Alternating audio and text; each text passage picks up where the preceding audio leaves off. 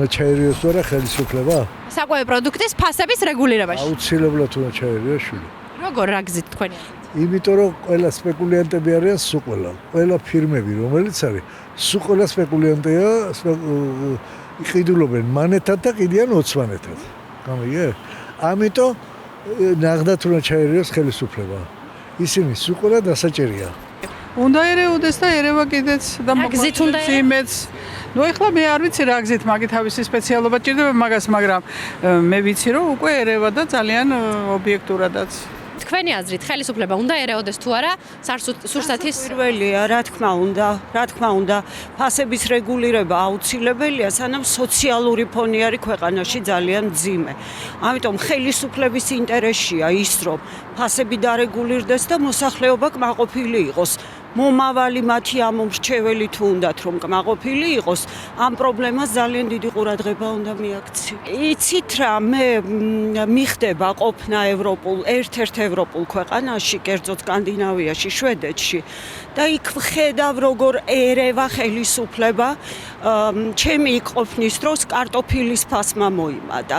ყველა ჟურნალისტი, ყველა მედია საშუალება აშუქებდა აი ამ აუხსნელ ზრდას ფასებისას, იკვლიეს, დაადგინეს მიზეზები და ხელისუფლების ჩარევის შემდეგ დარეგულირდა. ხელისუფლება უნდა ერეოდეს თუ არა საკვები პროდუქტების ფასების რეგულირებაში და როგორ? რა თქმა უნდა ერეოდეს ხელისუფლებამ უნდა განსაზღვროს ყველაფერი. რა გზით თქვენი აზრით როგორ გესახებათ როგორ უნდა დაარეგულირდეს სურსათის ფასები? ხო ეს ალბათ უფრო ეკონომისტები თუ განსაზღვრავენ ამას მე ვერ გეტყვით ნამდვილად. ამის საჭიროება დგას თქვენ? რა თქმა უნდა ყველაფერი ძვირია, ყველაფერი აბსოლუტურად თავიდან ბოლომდე. იაფი არაფერი არ არის.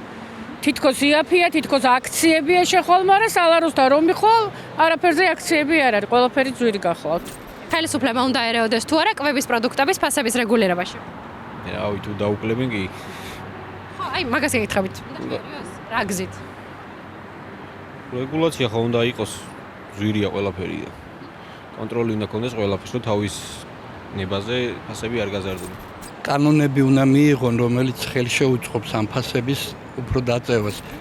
უნდა იყოს შეთანხმებული ფასები, რომ ამდენზე მეტი არ უნდა ედოს ამ საქონლის ფასი.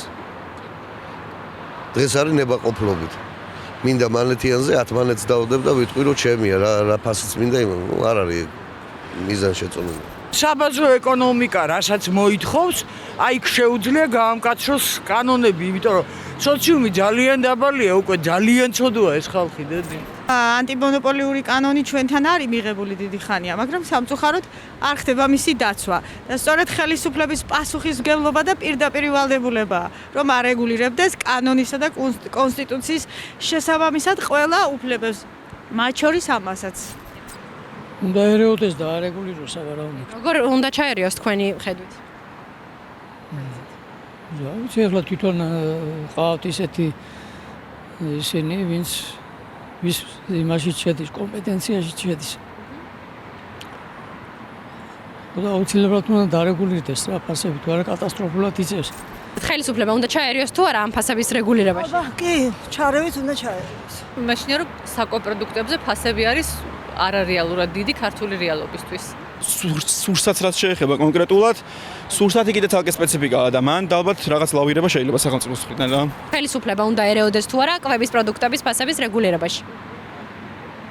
რა თქმა უნდა. რა გზით უნდა ერეოდეს თქვენი აზრით როგორ? ეს თვითონ იციან. მე არ ვიცი. ისე ამის საჭიროება დგას დღეს ქვეყანაში თქვენი. თქვენ როგორ ფიქრობთ? მე ვფიქრობ რომ კი თქვენი აზრით? მეც ასევე ვფიქრობ.